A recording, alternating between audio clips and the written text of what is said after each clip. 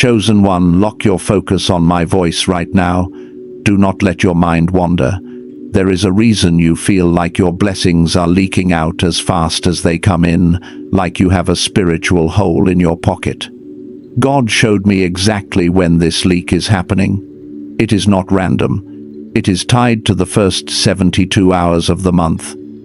The King has marked February 1st, 2nd, and 3rd as the days of divine audit. While the world treats this as just another weekend, heaven is inspecting your foundation. If you ignore these specific dates, you leave the door open for the enemy to steal your momentum for the entire year. But if you follow the protocol I am about to give you, you can seal the leak forever. Stop scrolling. The audit begins now. You did not find this video by accident. You are not here because of a YouTube algorithm or a random click. You are here because the Holy Spirit navigated you through a sea of distractions to land on this specific message at this specific hour. Look at where you are right now. Maybe you are sitting in your car staring at the steering wheel, wondering why you feel so heavy. Maybe you are lying in bed staring at the ceiling, unable to sleep because your spirit is restless. That restlessness is not anxiety, it is an alert. Your spirit knows something your mind does not yet understand. It knows that a shift is happening in the atmosphere, and you are currently standing in the path of a massive spiritual transition. God is trying to protect your 2026 from the same thief that stole your 2025. Before we go any deeper, I need you to make a decision. The enemy is banking on your ignorance. He is hoping you treat the next few minutes as just entertainment. But I am telling you that what I am about to reveal contains the encryption keys to lock your destiny for the next 12 months. If you click away now, you are not just leaving a video, you are leaving the leak open. By the end of this broadcast, you will have the exact day-by-day protocol for February 1st, 2nd, and 3rd. You will have the spiritual legal rights to shut the door on the devourer. Do not leave before the seal is set. This is the moment you have been crying out for, so stay with me until the very last second. Now let us look at the diagnosis. I want you to be honest with yourself for a moment. Think about the last few months. Does it feel like you are constantly almost there? You almost got the promotion. You almost had the breakthrough. You almost saved the money. But right when you were about to grasp it, something invisible snatched it away. It is frustrating, isn't it? You look at others around you, people who do not even pray like you do, people who do not sacrifice like you do, and they seem to be building wealth and happiness effortlessly. And deep down in the quiet corners of your mind, a dark thought whispers to you. It says, "Why them and not me, God? Am I being punished? Did I miss my window?" That is not a punishment. That is a leak. The Bible describes your exact situation in the book of Haggai, chapter 1, verse 6. It says, "You have sown much, but bring in little. You eat, but do not have enough. You drink, but you are not filled with drink. You clothe yourselves, but no one is warm. And he who earns wages to put into a bag with holes." Listen closely to that last phrase, a bag with holes. In the original Hebrew text, the word used for holes here implies a piercing or a perforation that was made intentionally. This means your lack of abundance is not because God stopped pouring. God is pouring. He has been pouring. The problem is not the supply from heaven. The problem is the container on earth. You are catching blessings in a bag that has been pierced. You are working hard. You are praying. You are sowing seeds. But because the container is compromised, the anointing drains out as fast as it flows in. This is why you feel exhausted. It takes 10 times the effort to maintain a certain level of life because you are constantly trying to refill a leaking vessel. You have been treating this as a supply issue, asking God for more money, more strength, more favor. But God is saying, I cannot give you more until you fix the bag. If I gave you $1 million right now with your current spiritual container, you would lose it all to the same leak that took your last paycheck. The hole must be closed before the harvest can be released. And here is the revelation that will shift your perspective. This leak is not happening all the time. It is happening during specific windows of time where your spiritual defense is down. The enemy knows he cannot touch you when you are fully armored up, so he waits for the transition points. He waits for the beginning of the cycle. He waits for the first 72 hours of the month. Why? Because he knows a secret that many chosen ones ignore. He knows that if he can compromise the beginning, he controls the ending. If he can pierce the bag on February 1st, 2nd, and 3rd, everything you gather for the rest of the month will drain out through that same hole. This is why you often start the month with hope and end the month with frustration. The sabotage happened in the first 3 days, and you did not even realize it. Now I know what you are thinking. You are thinking, okay, I understand. I have a leak. So tomorrow on February 1st, I am going to pray harder than I have ever prayed. I am going to scream at the devil. I am going to read 10 chapters of the Bible. I am going to force this breakthrough by the sheer intensity of my effort. Chosen one, stop. That is the trap. That is the misconception that keeps you on the hamster wheel. You think the solution is intensity. You think if you just get louder or busier, you will fix the problem. But prayer, without protocol, is just noise. You cannot scream a hole closed. You cannot shout a leak into submission. If you try to fight this with raw energy, you will only burn yourself out by February 4th, and the leak will still be there. The solution is not about doing more.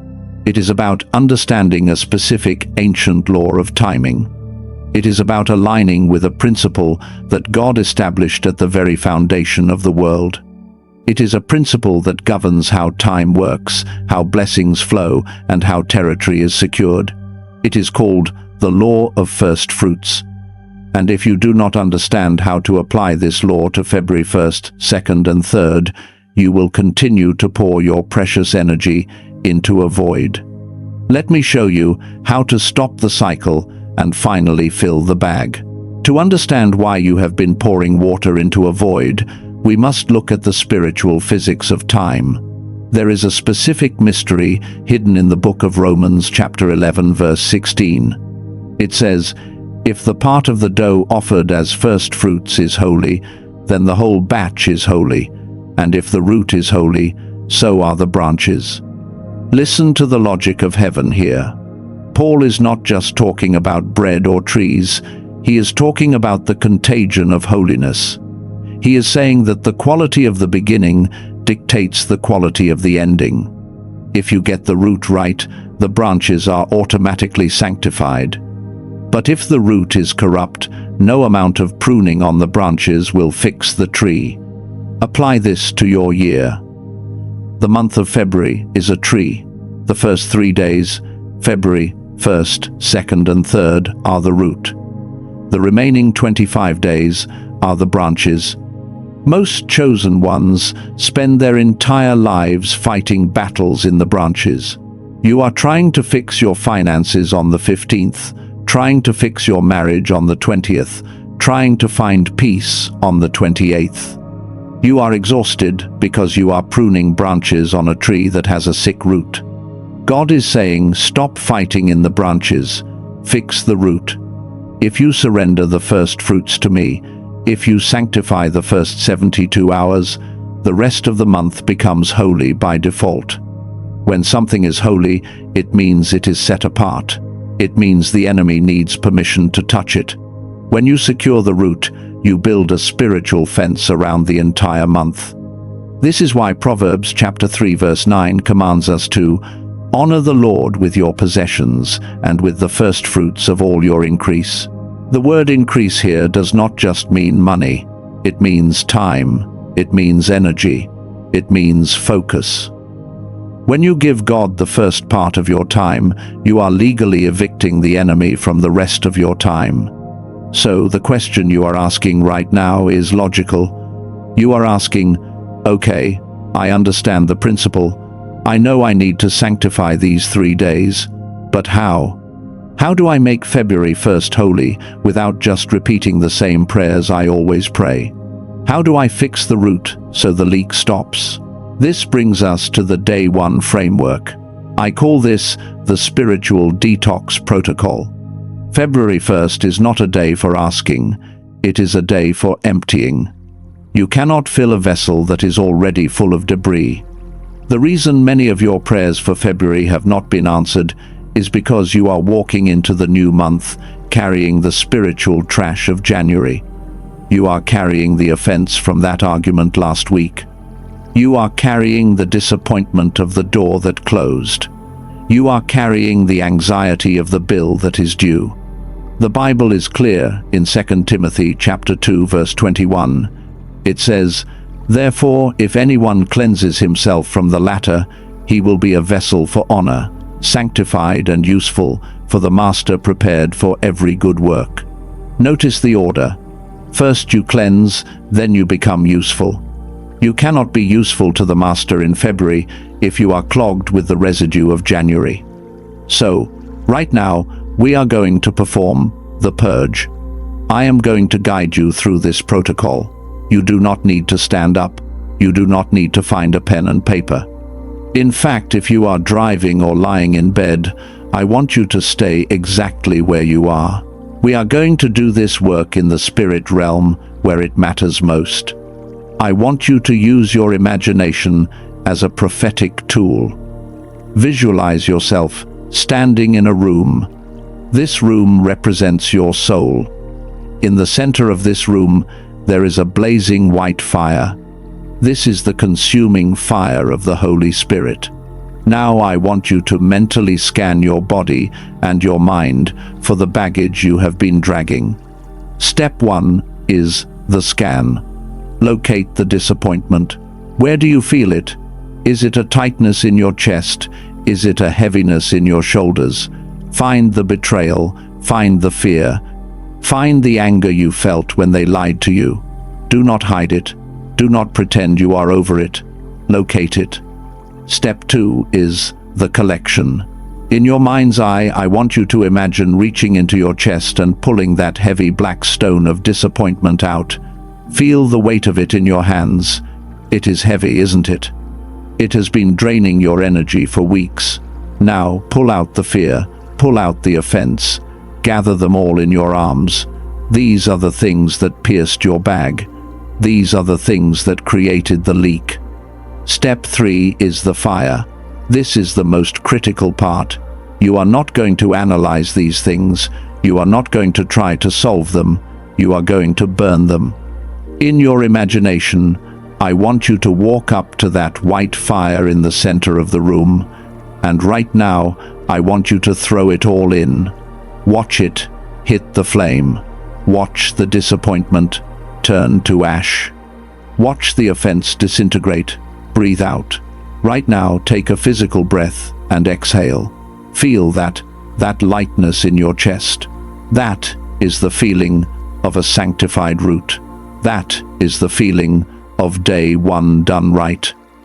You are not entering February with baggage. You are entering it light. You are entering it clean. To seal this action in the physical realm, I want you to leave a specific comment below. Do not type a long story.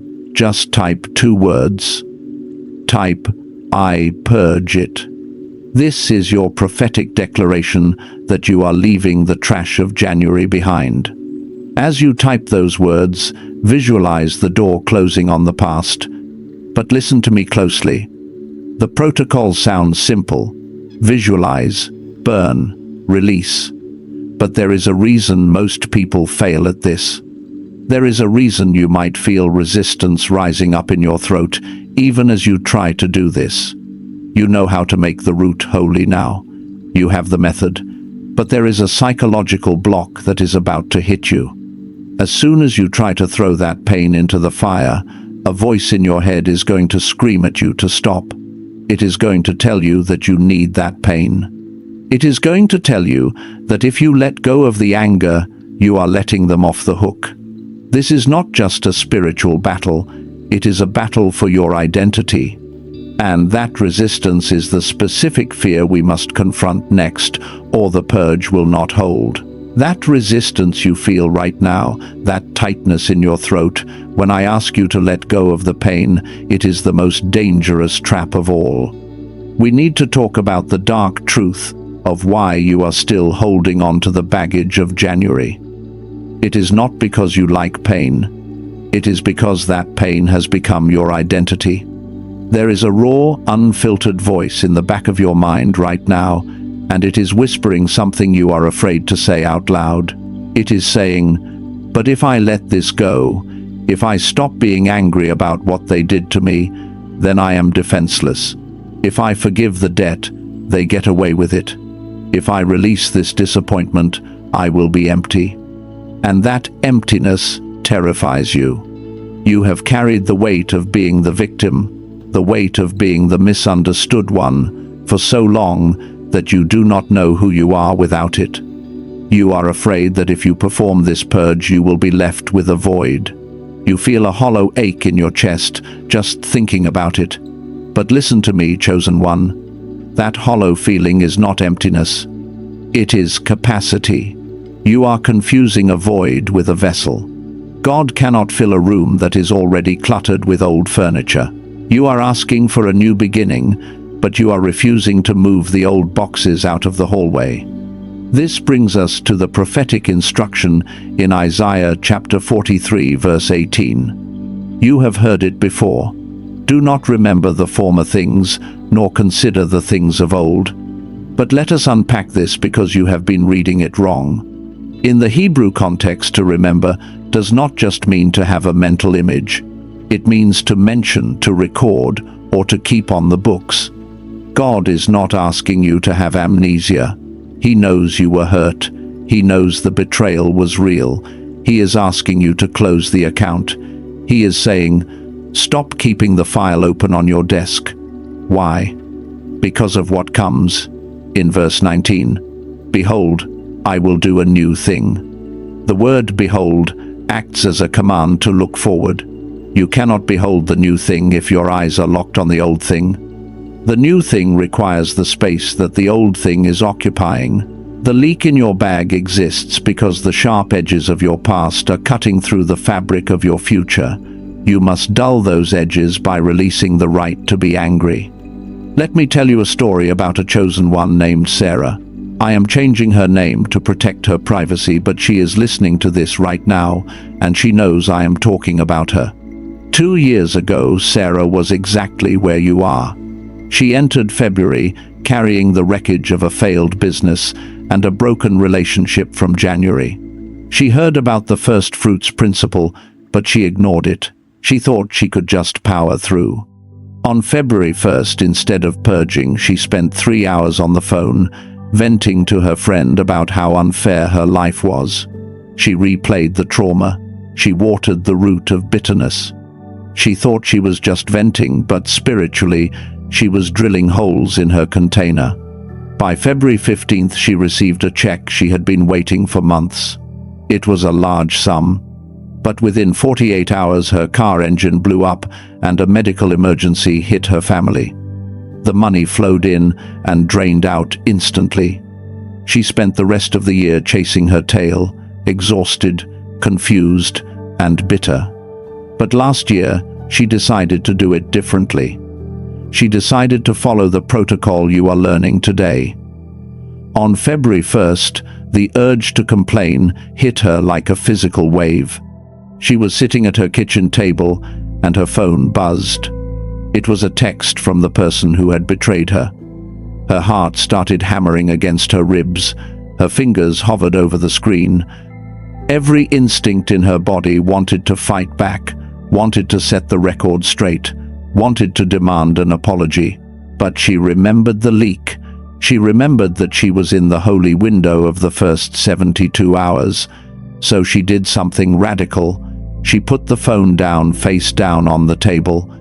She closed her eyes and she performed the purge. She visualized that text message and the person attached to it. She did not fight them. She imagined placing them on a small wooden boat and pushing that boat out into a vast ocean. She watched it drift away until it was just a speck on the horizon. And then she felt it. It was not a fireworks display. It was a somatic shift. Her shoulders, which had been pulled up to her ears for weeks, suddenly dropped 3 inches. The knot in her stomach that she had learned to live with uncoiled. She took a breath, and the air went all the way to the bottom of her lungs for the first time in months. She did not just feel better, she felt sealed. The result was undeniable. 3 days later, on February 4th, she received an email. It was a contract offer from a company she had applied to 6 months prior and had forgotten about. The salary was double what she had lost in the business failure. But here is the key. When the money came, it stayed. No car accidents, no emergencies. The leak was gone. The bag was whole. She had sanctified the root, so the fruit was protected. You can have that same testimony. Sarah is not special, she was just obedient. She won the battle of day 1. She successfully cleared the debris. But I need to warn you, Sarah almost lost everything on day 2. Because while day 1 is about what you release, day 2 is about what you refuse to say. The enemy saw that she had purged her heart, so he changed his tactic. He stopped trying to make her hold on to the past and started trying to make her destroy her future with her own tongue.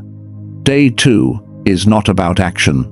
It is about a trap so subtle that 90% of chosen ones walk right into it, thinking they are doing God a favor.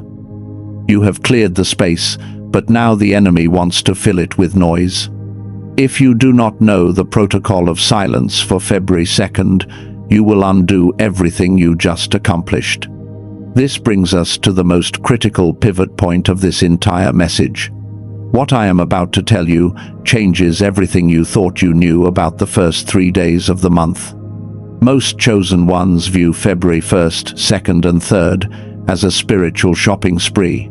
You come to God with your list.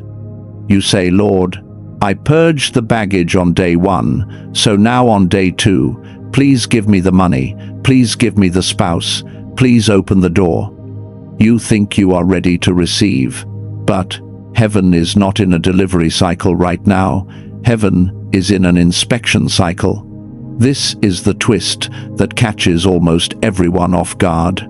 February 1st, 2nd, and 3rd are not the days of distribution. They are the days of the divine audit.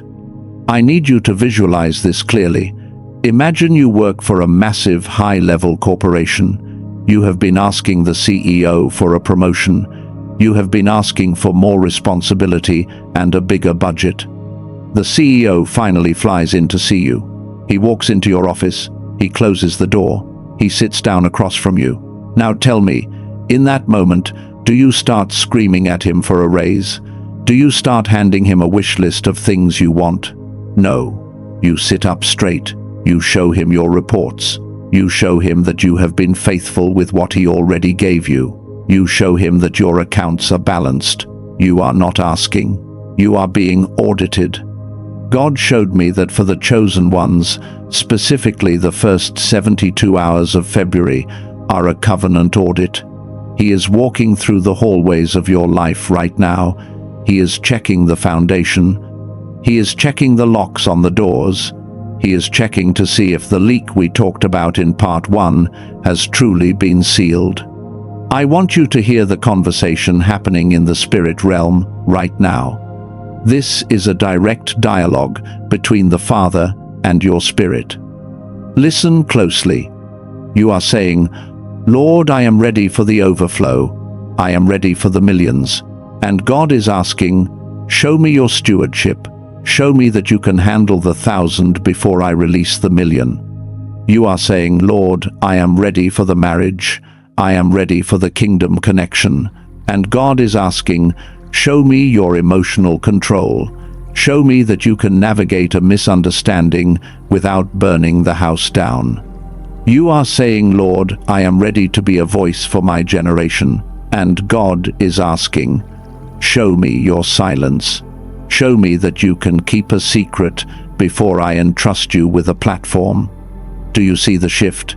He is not withholding from you. He is inspecting you for upgrade. You do not put a turbo engine into a car with a cracked chassis.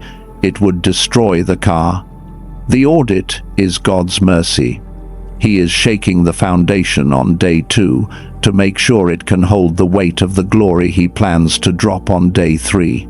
So what does this mean for your actions on February 2nd? If day 1 was about the purge, day 2 is about the silence. The greatest danger during an audit is a loose tongue. When the king is in the room, you do not speak until you are spoken to. Your words on February 2nd carry more weight than on any other day of the month because the atmosphere is hypersensitive. There is a powerful command in the book of Habakkuk chapter 2 verse 20. It says, "But the Lord is in his holy temple. Let all the earth keep silence before him." We read that and think it just means to be quiet in church, but we need to dig deeper. The Hebrew word used for silence here is has. It is an onomatopoeia, like a sharp intake of breath. It means to hush, to cease all noise, because something terrifyingly holy is happening. It is the silence of a courtroom when the judge walks in. Why does God demand this? Has silence on day 2, because words create coordinates. When you speak about your plans before they are sealed, you are broadcasting your location to the enemy. Remember, the enemy cannot read your mind, but he can hear your mouth. On February 2nd, he is roaming around looking for intel. He wants to know what God told you during the purge of day 1. He wants to know what you are expecting for day 3. If you start blabbing about your breakthrough on day 2, you are handing the enemy the blueprints to sabotage it. You are violating the security clearance of your own destiny. This brings us to the framework for day 2. I call this the protocol of silence. On February 2nd, you are going to operate under a spiritual gag order. This does not mean you cannot talk to your boss or say hello to your neighbor. It means you are going to apply the 3-circle rule to your dreams and your spiritual business. Imagine 3 circles around you. The innermost circle is Circle 1. This is just you and God. On February 2nd, 99% of your spiritual life stays here. The revelation you got about your business, Circle 1. The frustration you feel about your spouse, Circle 1.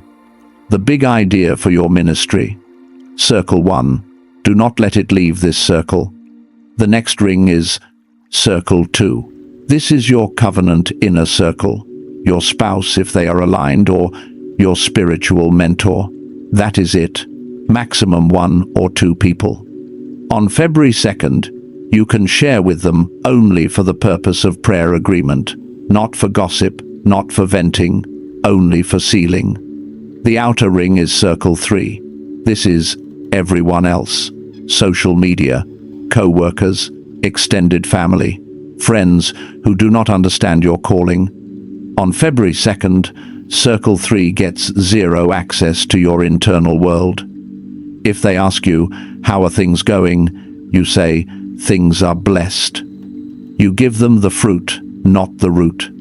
You do not cast your pearls before swine, and you do not cast your prophecies before parasites. Ecclesiastes chapter 5 verse 2 confirms this strategy. It says, "Do not be rash with your mouth, and let not your heart utter anything hastily before God. For God is in heaven, and you on earth. Therefore let your words be few." Solomon, the wisest man who ever lived, knew that during a divine encounter, few words equal much power. Many words equal foolishness. On day 2, your assignment is to contain the energy. When you feel the urge to post that status update, stop. When you feel the urge to call that friend and complain, stop. When you want to tell everyone about the big deal you are about to close, stop. Imagine your mouth is a bank vault. Inside that vault is the seed for your 2026. Every time you open the vault to the wrong person, you are letting the currency fly out the window. Keep the vault shut. Let the pressure build. Pressure inside a contained space creates diamonds. Pressure released too early just creates a mess. I want you to make a mental covenant right now. Visualize yourself zipping your lips. Visualize a guard standing at the door of your mouth, holding a spear. This guard is the Holy Spirit. On February 2nd, nothing gets past him. You are going to be mysterious. You are going to be unreadable. You are going to be a reservoir, not a fountain. But I must warn you, the moment you decide to keep silence on February 2nd, all hell will break loose to make you speak. The enemy knows that if you stay silent, you will pass the audit. He knows that if you pass the audit, he loses his legal right to touch your finances for the rest of the month. So he is not going to just leave you alone. He is going to send specific assassins to pry your mouth open. He is going to use the people closest to you. He is going to use your emotions. He is going to use your physical body. Keeping silence for 24 hours sounds easy in theory, but in practice, it is spiritual warfare. There are 7 specific forms of confrontation that will hit you the moment you try to lock the vault. These are the 7 assassins sent to make you fail the audit, and if you do not recognize them, the moment they arrive, you will speak the very words that cancel your blessing. Now that you have committed to the protocol of silence for day 2, you need to know exactly what is coming for you. You are entering the most dangerous phase of the 72-hour portal. The moment you make a vow to keep your mouth shut, the enemy is going to deploy a specific strategy to pry it open. He does not care about your prayer life as much as he cares about your declaration life. He knows that if he can get you to agree with a lie during the divine audit, he can cancel the upgrade. So, he is not going to send a demon with horns to scare you. That is too obvious. You would rebuke that instantly. Instead, he is going to use the art of subtlety. The Bible warns us in Ephesians chapter 6 verse 11 to stand against the wiles of the devil. The Greek word for wiles is methodia. It means a calculated method, a systematic strategy, or a trickery that looks innocent on the surface. On February 2nd, these wiles will manifest as 7 specific forms of confrontation. I am going to list them one by one. I want you to memorize these. Write them on the tablet of your heart. Because when they show up, and they will show up, you need to be able to look them in the eye and say, I know who you are and you have no power here. The first assassin is the sudden irritation. Here is the scenario. You wake up on day 2 feeling peaceful. You are determined to stay in circle 1. You get into your car to go to work or to run an errand. You are worshipping, and then out of nowhere, someone cuts you off in traffic. Not just cuts you off, but endangers you. Or maybe you walk into the kitchen and your spouse or your child says the one specific trigger phrase that they know pushes your buttons. Notice your body's reaction in that split second. You feel a sudden spike of heat rise up the back of your neck. Your hands grip the steering wheel until your knuckles turn white. Your jaw locks. A sentence is forming on the tip of your tongue. It is a sentence of rage. It is a sentence of defense. Why this attack? Because the enemy wants you to break the seal of silence with a curse. He wants you to leak your energy in a moment of anger. He knows that anger opens the door to the devourer. How do you win? You use the pause button visualization.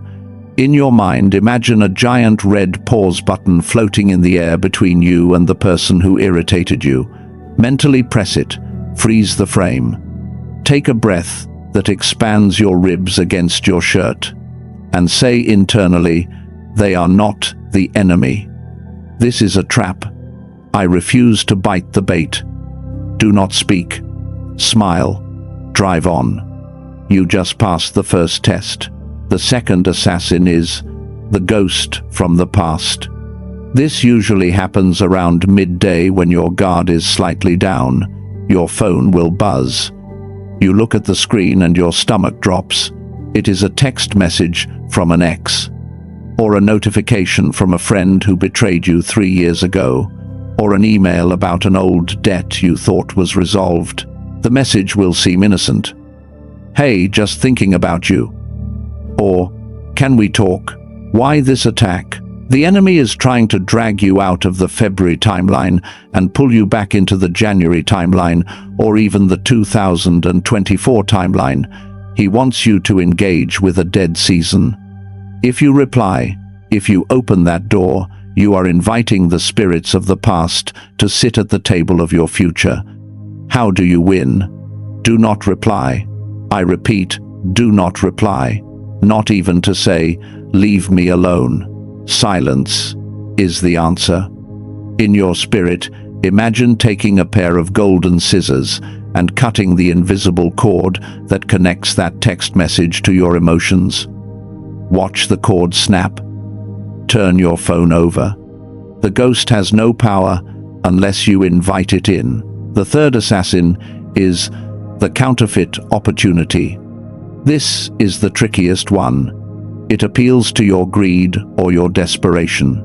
You might get an email about a job offer that sounds perfect, but requires you to start immediately and skip your due diligence. You might see a flash sale for something you have wanted to buy, but you know you should not spend money right now. The somatic marker here is a buzzing anxiety in your chest. It feels like adrenaline. You think it is excitement, but if you pay close attention, it is actually fear. It is the fear of missing out. It is a frantic energy that says, "You must act now, or you will lose this." God never rushes you with panic. He leads you with peace. The enemy drives you with panic. How do you win? Ask the audit question. Ask yourself, if I say yes to this, does it violate the peace of Circle 1? If there is any hesitation, the answer is no. Delay the decision. Tell them I will get back to you on February 4th. If the opportunity is from God, it will still be there after the portal closes. If it is a trap, it will disappear. The fourth assassin is the tech glitch. You sit down to do your work. You are focused. And suddenly, the Wi-Fi cuts out. Your computer crashes. The printer jams. The car battery is dead. Notice your teeth clenching. Notice the tension headache starting to form behind your eyes. You want to scream at the machine. You want to curse the situation. Why this attack? It is a friction tactic. The enemy is trying to wear down your endurance through petty annoyances. He wants you to declare, "This is too hard. I give up." He wants you to curse your environment. How do you win? Do exactly the opposite of what he expects. Instead of cursing, start praising. In your mind, start thanking God for the electricity that usually works. Thank him for the car that usually runs. Praise confuses the enemy. It changes the frequency. When you praise in the middle of a glitch, you turn a frustration into a sacrifice of worship. Now we move to the internal assassins. These are harder to spot because they sound like your own voice. The fifth assassin is the logic bomb. This attack happens in the quiet of your bedroom, usually late at night. You are lying there trying to sleep, and a thought enters your mind. It sounds very rational. It says, "You are being ridiculous. This portal thing is not real. You are just imagining things. Nothing is going to change. Look at your bank account. It is the same as yesterday." This is where we must use the weapon Paul gave us in 2 Corinthians chapter 10 verse 5. Casting down arguments and every high thing that exalts itself against the knowledge of God. The Greek word for arguments here is logismos. It means logic, reasoning, or computation. The enemy will use logic to fight your faith. He will compute your past failures and project them onto your future. He will use the logic of your current circumstances to argue against the promise of God. How do you win? You do not argue with logic, you arrest it. In your mind, imagine that thought is a criminal trespassing on your property. Visualize yourself putting handcuffs on that thought. Say to it, "You are under arrest. You are a lie. My reality is not determined by what I see, it is determined by what God said." Lock that thought away and refuse to entertain it. The sixth assassin is the spirit of slumber. This hits you physically. Around 2 p.m. or 3 p.m. on day 2, you will feel a wave of exhaustion that makes no sense.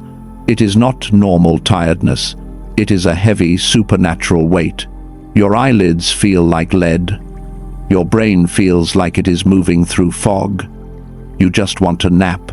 You just want to zone out and scroll through social media for 3 hours. Why this attack?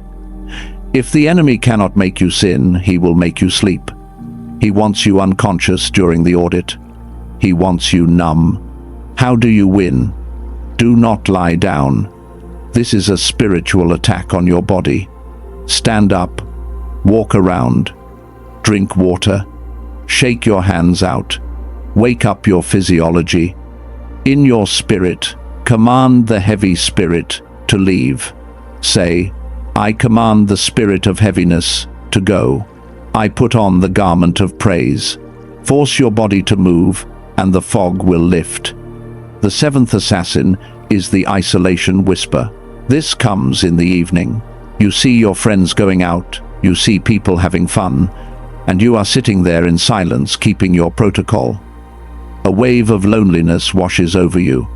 The voice says, "Everyone else is happy. You are suffering for nothing. You are missing out on life. You are weird. You are alone." The somatic feeling is a cold ache in your chest. A feeling of being left behind. How do you win? Reframe the feeling. You are not isolated, you are insulated. There is a difference. Isolation is a prison.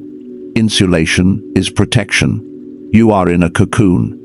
The caterpillar feels lonely in the cocoon too, but that is where the wings are formed. Tell yourself, "I am not alone. I am set apart. I am not missing out. I am preparing to overtake." Embrace the solitude as a sign of your elite status. If you are still standing after facing these 7 forms of confrontation, give yourself credit. You have survived the defense phase. You have protected the silence. You have passed the audit. But surviving is not enough. We do not just want to stop the leak, we want to fill the bag. Defense keeps you safe, but offense secures the victory. Day 1 was about cleaning. Day 2 was about guarding. Now day 3 is about commanding. The audit is over and the king is waiting for you to speak. But you cannot just say any words. You must speak the language of the decree. If you do not know how to shift from silence to authority, on February 3rd, you will have a clean house, but an empty one. Let me show you how to lock in the blessing for good. Welcome to the final frontier of the 72-hour portal. If you are still listening, you have successfully navigated the purge of day 1 and you have survived the confrontation of day 2. The audit is complete. The silence has done its work. The enemy tried to bait you into premature speech, but you held the line. Now the atmosphere shifts completely. We are moving from the defensive to the offensive. We are moving from the courtroom silence to the courtroom verdict. February 3rd is the gavel drop. It is the day where the decision is made. But here is the mystery that keeps most chosen ones stuck in a loop of lack. You are waiting for God to drop the gavel. You are waiting for God to say, "Let there be light in your finances." You are waiting for God to shout, "It is finished," over your marriage. But God is looking at you and waiting for you to pick up the gavel. This is the Day 3 protocol, and it is called the Dominion Decree. Most of you have been taught to pray like beggars. You have been taught to approach the throne of grace with your head down, hands out, whispering, "Please, Lord, if it be your will, maybe you can help me." That posture is fine for repentance, but it is useless for breakthrough. February 3rd is not a day for begging, it is a day for legislating. The Bible gives us the legal framework for this in Job chapter 22, verse 28. You know this verse, but you have never applied it with the precision I am about to show you. It says, "You will also decree a thing, and it will be established for you, so light will shine on your ways." Let us unpack the Hebrew word for decree here. It is gazar. It does not mean to ask. It does not mean to wish. It does not mean to hope. Gazar means to cut. It means to divide. It means to decide a verdict. It is the same word used for cutting a stone or severing a branch. When you decree, you are spiritually cutting your future away from your past. You are making a violent separation between the lack of January and the abundance of February. Notice the sequence in the verse. First you decree, then it is established. Most chosen ones want it to be established first, so they can have the confidence to decree it. They say, "Lord, show me the money," and then I will say, "I am wealthy." God says, "No. You say you are wealthy, and then I will show you the money." The decree is the mechanism of establishment. Until you open your mouth and cut the atmosphere with authority, the reality cannot settle into the physical realm. So why do so many of you fail on day 3? Because of false humility. You think it is arrogant to command. You think it is prideful to speak to your situation with authority. So on February 3rd, instead of roaring like a lion, you squeak like a mouse. And the enemy laughs. Because he knows that a closed mouth is a closed destiny. Psalm chapter 2, verse 7, gives us the template. "I will declare the decree, the Lord has said to me, you are my son, today I have begotten you." The Son declares what the Father has said. This is the echo principle. God has already written the will in heaven, but you must read the will aloud on earth to execute it. So, here is the framework for day 3. I call it the protocol of the Gazar. On February 3rd, you are going to change your vocabulary. You are going to delete phrases like, "I hope," "I wish," "Lord," "Please," "Maybe." You are going to replace them with, "I decree," "I declare," "It is written," "I command." I want you to practice this shift internally right now. We are going to do a mental exercise to activate your authority. You do not need to speak out loud if you are in a public place. Let this happen in the cathedral of your mind. Imagine you are standing in a massive courtroom. It is the court of heaven. God the Father is seated as the judge. The enemy is the accuser, standing in the corner holding the file of your past mistakes. But you are standing at the microphone. The judge looks at you. The room goes silent. He is waiting for your closing argument. He is waiting for you to state your claim for February. If you whisper, the angels cannot hear you to allow them to move on your behalf. If you beg, the judge points to the law book that says you are already an heir. So in your mind, I want you to visualize yourself grabbing the microphone with both hands. Feel the cold metal against your palms. Feel the vibration of power in your throat. Now visualize these words thundering through that courtroom. I decree that February is the month of restitution. I decree that every dollar stolen in January must be returned sevenfold. I decree that the spirit of delay is cut off from my timeline. I decree that my health, my mind, and my house are under the blood protection of the Most High. Do you feel the difference in that energy? That is not a request. That is a verdict. That is Gazar. When you do that, you are cutting the cords of the enemy. Mark chapter 11 verse 23 tells us clearly, "Whoever says to this mountain, 'Be removed and be cast into the sea,' and does not doubt in his heart, but believes that those things he says will be done, he will have whatever he says." Notice Jesus did not say, "Talk to God about the mountain." He said, "Talk to the mountain." On day 3, you stop talking to God about your problems and you start talking to your problems about your God. You look at the debt and you command it to dissolve. You look at the sickness and you command it to bow. This is the posture of a king. But there is a tragic warning I must give you. I want to tell you about a man named David. Again, not his real name, but his story is the warning that keeps me up at night. David was a faithful man. He loved God. He followed the protocol perfectly for 2 days. On day 1, David did the purge. He forgave his ex-wife. He let go of the bitterness. He felt the lightness we talked about. On day 2, David did the silence. He kept his mouth shut. He ignored the texts from toxic friends. He stayed in circle 1. He passed the audit. God looked at David and said, "Well done. The foundation is clean. The walls are secure. Now, David, speak. Tell me what you want. Open the gate for the King of Glory to come in." But on day 3, David woke up feeling unworthy. The enemy whispered to him, "Who are you to command things? You are a sinner. You are nobody. Just be humble. Just be quiet. Be grateful for what you have." And David listened to that voice. He confused timidity with humility. So on February 3rd, he did nothing. He went about his day. He prayed a quiet prayer before bed, saying, "Lord, thank you for this day. Please keep me safe." He did not decree. He did not cut. He did not legislate.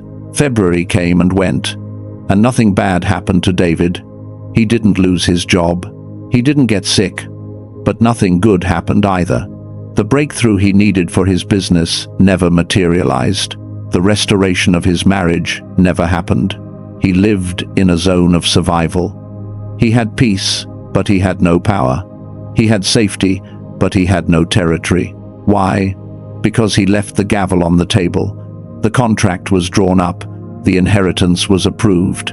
The signature line was waiting. But because he refused to speak the decree, the contract expired at midnight on February 3rd. He missed the window. He had to wait another full year to circle back to that same opportunity. Chosen one, I am telling you this because I see the same spirit of hesitation hovering over you right now. You are afraid of your own power. You are afraid that if you speak boldly, you will be disappointed. But the only disappointment that is guaranteed is the one that comes from silence. Do not be like David. Do not do the hard work of cleansing and guarding only to fail at the finish line of commanding. Day 3 is your coronation. It is the day you stand up in your identity as a joint heir with Christ and take what is legally yours. But listen to me.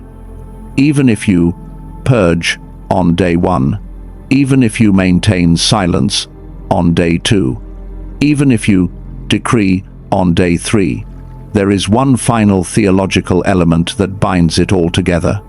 Without this last piece, your decree is just words floating in the air. It is like mailing a letter without a wax seal. Anyone can open it. Anyone can tamper with it. You have the actions, purge, silence, decree. But you do not yet have the security. You need the seal. This is the element that makes your transaction irreversible in the spirit realm. Most people do the work, but they forget to lock the vault. And the enemy creeps in on February 4th and steals everything they just decreed. We are about to enter the deep dive into the mystery of the seal. This is the revelation that will ensure that what you gain in February remains yours in December. We have arrived at the precipice. You have the purge of day 1 to clean the vessel. You have the silence of day 2 to guard the vessel. You have the decree of day 3 to fill the vessel. But now, we must secure the vessel. Without this final step, everything you have done in the last few minutes is at risk of being stolen before the sun goes down on February 3rd. You need to understand a brutal truth about the spiritual realm. The enemy does not mind if you start well.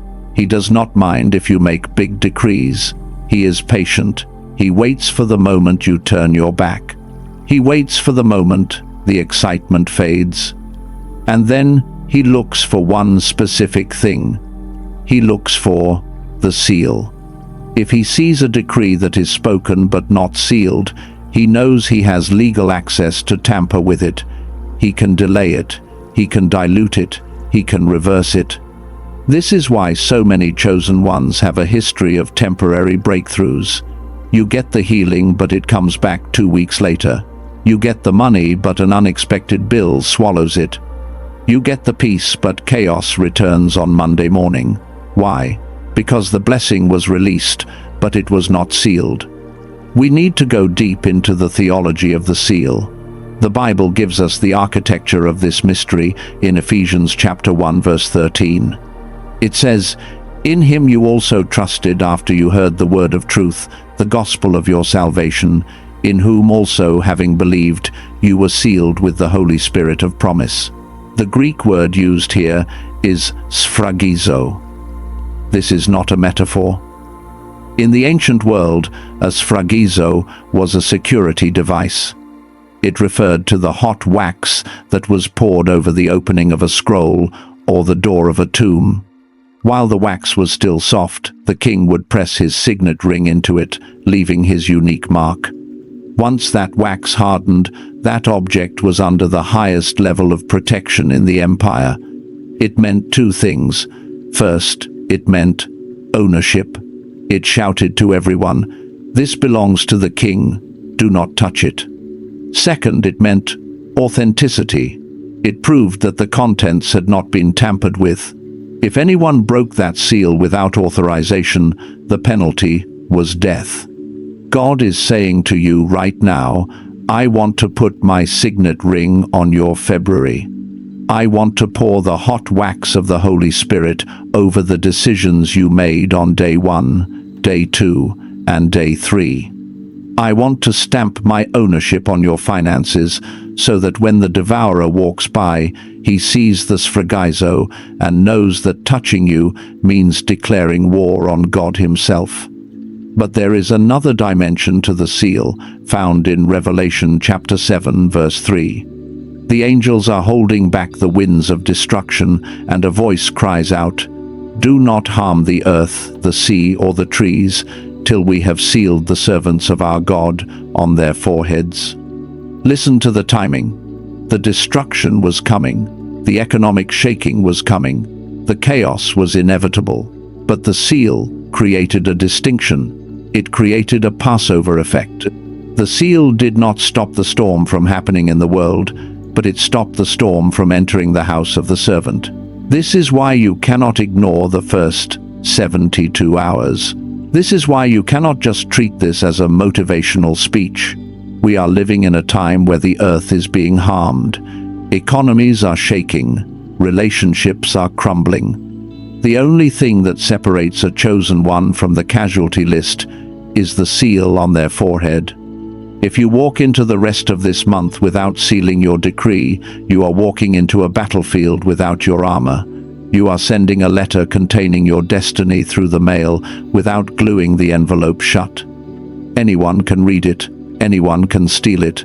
Anyone can change the address. I want you to verify the cost of ignoring this. I want us to do a time travel exercise right now. I want you to go to the ghost of Christmas future, but this is the ghost of your unsealed destiny. I want you to close your eyes for a moment. Do not fall asleep, just lose focus on the room you are in. I want you to transport yourself forward in time. It is December 31st of this year, 11 months from now. Visualize yourself sitting on the edge of your bed. The room is quiet.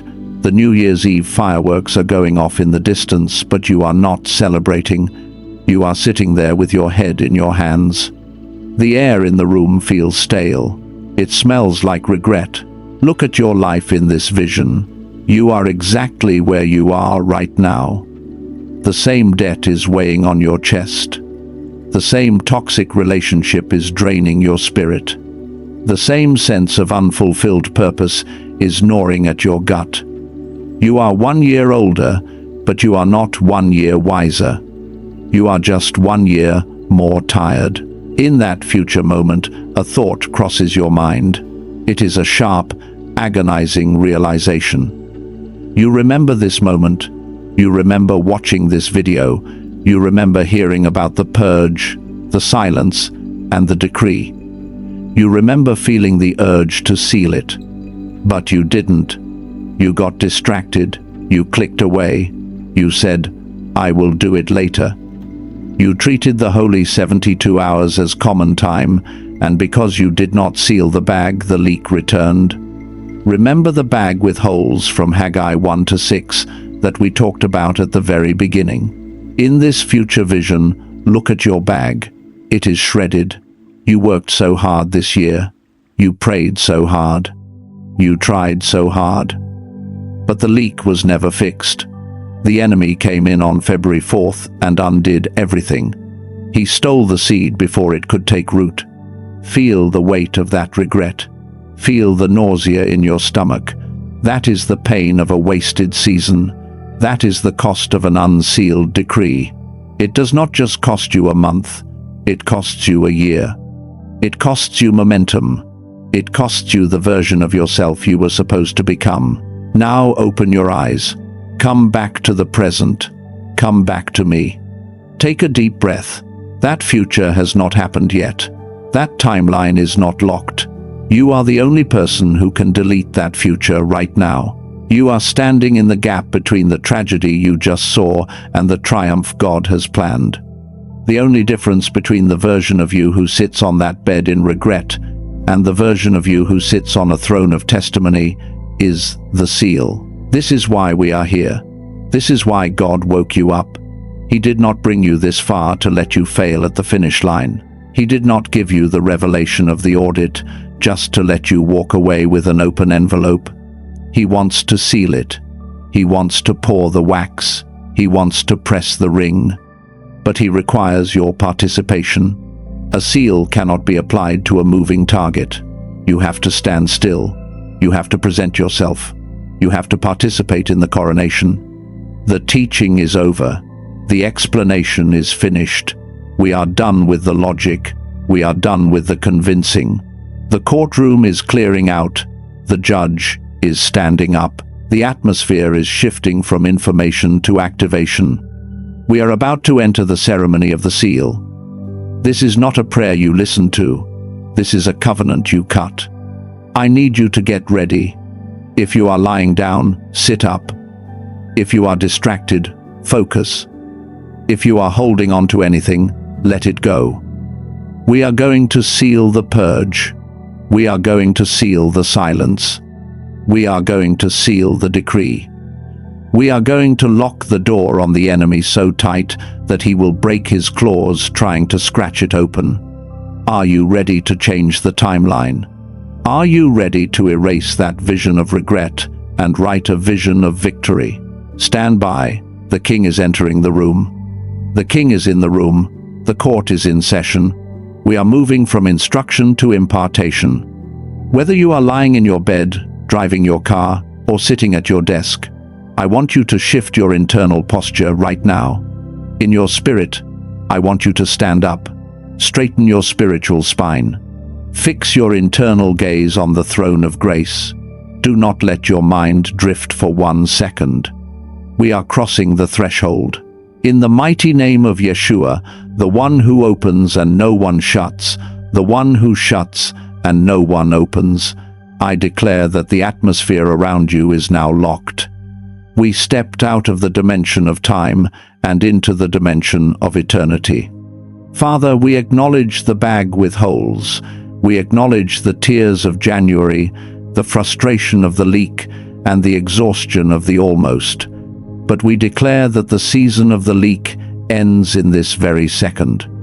You have seen this chosen one. You have seen their willingness to purge. You have seen their desire to guard their tongue. And now you are here to seal their decree. By the authority of the living God, I now activate the seal of the 72 hours over your life.